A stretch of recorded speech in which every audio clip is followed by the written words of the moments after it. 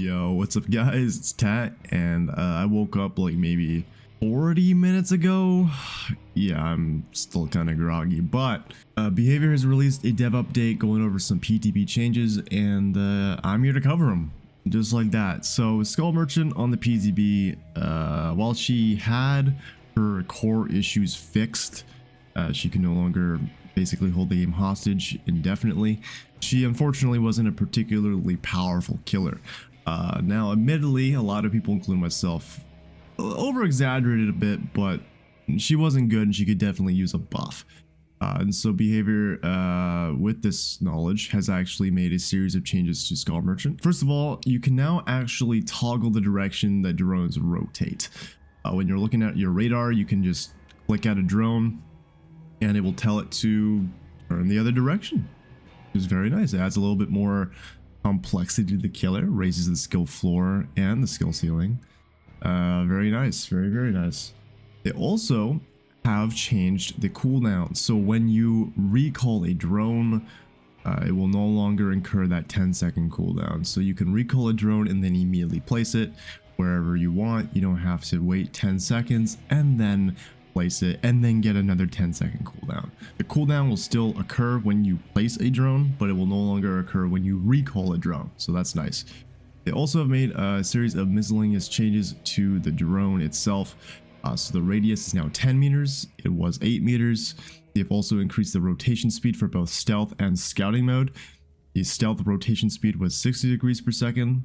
It was 50, and the rotation speed in scouting mode is now 85 degrees. It was 75. Lastly, the initialization time, so I guess the initial time period between you putting up a drone and then it activating, has been drastically lowered to only 0.3 seconds. It was 1.5.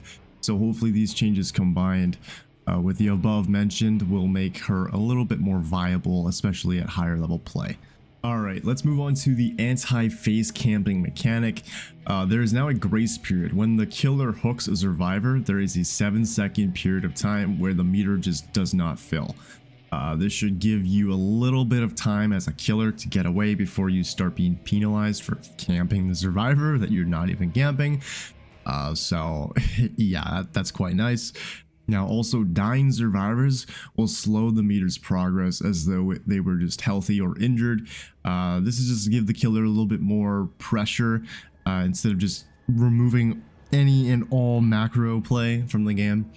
So if a survivor bum rushes the hook, they go down, and of course there's now 2 survivors next to the hook. Why the fuck would you leave, right? So the meter will build a lot slower because that survivor is slugged on the ground next to the hook. So it gives you basically less of a penalty for playing optimally. They also have changed the verticality of the anti-camp system so that it's less of a cylinder and more of like a weird squished kind of pie shape. They also have finally done it. After 4 years, Fer of Chase is getting a complete rework, new effect entirely. No matter what kind of buff you threw at Fer of Chase, it was always going to be bad. So they finally have taken the time to just rework the perk. So while the obsession is hooked, you get undetectable and a 5% haste status effect for 18 seconds. And then when the obsession is rescued, the obsession switches, which is how it kind of always worked. So now you get stealth and speed. This opens up the door to all kinds of different play styles and builds on all different kinds of killers. This is pretty cool. I think this is nice, and I'm excited to try it out. Background player also got another buff because they're never going to be able to buff this perk, right? But they have now buffed the speed boost from 150%, also known as 6 meters per second, all the way up to 200%, aka 8 meters per second. So yeah, you move faster for 5 seconds. Hopefully you get the save. Yeah, I still don't think it's gonna be any good.